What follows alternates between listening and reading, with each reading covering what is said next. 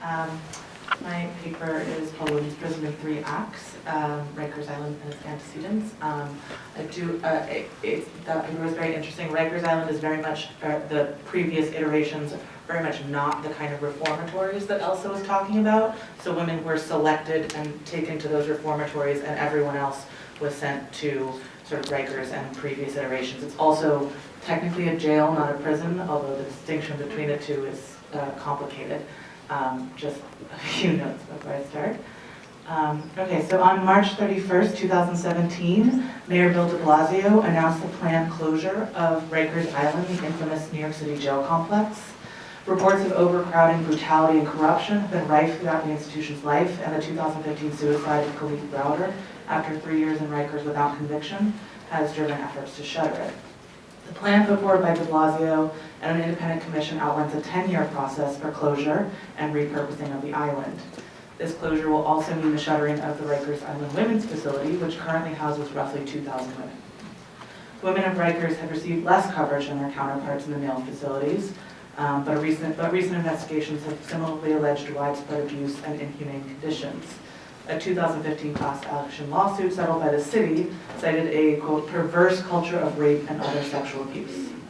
Since this announcement, de Blasio has announced an additional $6 million plan, quote, intended to rehabilitate female inmates and lessen the chance that they return. This project was proposed and will be overseen by de Blasio's wife, Charlene McRae, as an extension of Thrive NYC, a mental health initiative she launched through the New York City Department of Health and Mental Hygiene. In laying out the goals of the program in concert with the 10-year plan for closing Rikers, McRae spoke with the New York Times saying that, quote, the hope was that the Women's Initiative would help reduce the number of women on Rikers while creating a model that could be used when the borough jails opened. So this offers a vision premised on moving on from a brutal past to a rehabilitative future. Quote, when we have jails in the boroughs, we don't want to go back to the old model of how we care for people. So this future is, of course, not one without prisons and jails, and in fact imagines a far more comprehensive and diffuse system of borough-specific jails. In Our Prisons Obsolete, Angela Davis cautions us that while reforms, particularly those that address the rampant sexual abuse in prison, are important, quote, frameworks that rely exclusively on reforms help to produce the stultifying idea that nothing lies beyond the prison. It is necessary then to seize this moment in which conversations about the future of Rikers offer visions of reform which do not eliminate but extend and entrench the prison further into the landscape of New York City. Davis also reminds us of a crucial aspect of prisons which abolitionists must resist, the seeming permanence and ahistoricity of the prison, which is, quote, considered an inevitable and permanent feature of our social lives. In refusing the projection of Rikers' future, we must remember its past. Despite its looming presence in the carceral imaginary of New York City, Rikers Island is a relatively recent complex, and its life as a prison for women is even shorter, and that's what I'm focused on. So the Rose M. Singer Center, the current facility for women, opened in 1988, replacing and expanding the Correctional Institute for Women, which housed women from 1971, when women were first incarcerated on the island. So this raises the question is where were women incarcerated previous to that? They certainly didn't only start being incarcerated in New York in 1971. So this story actually begins with another carceral island on what is now Roosevelt Island.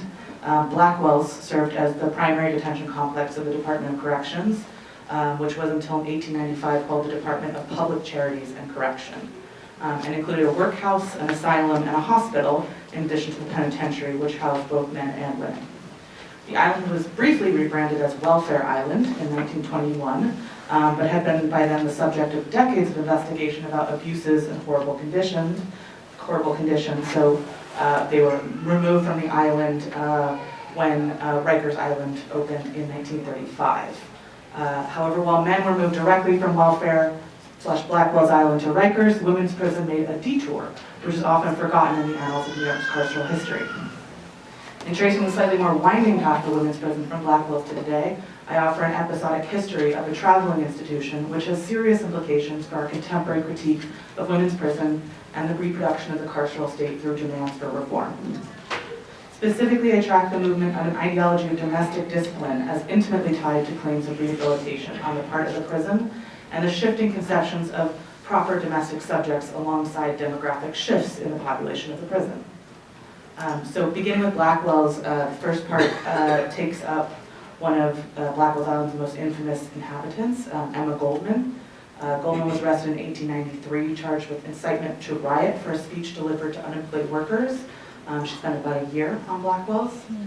She wrote about her experience in her 1931 memoir, Living My Life.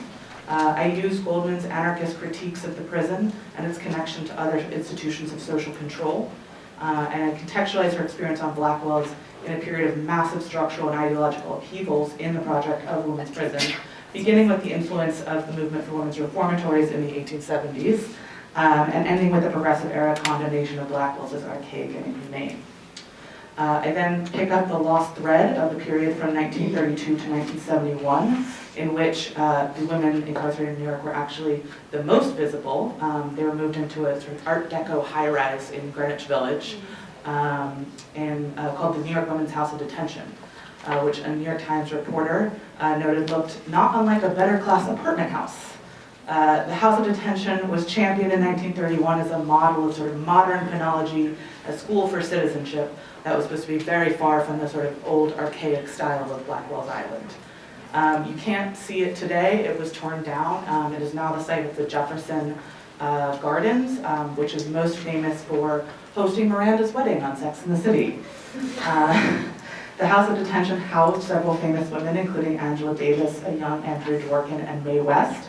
But I focus on Ethel Rosenberg, who was incarcerated for just over a year in 1951 for her while on trial for espionage.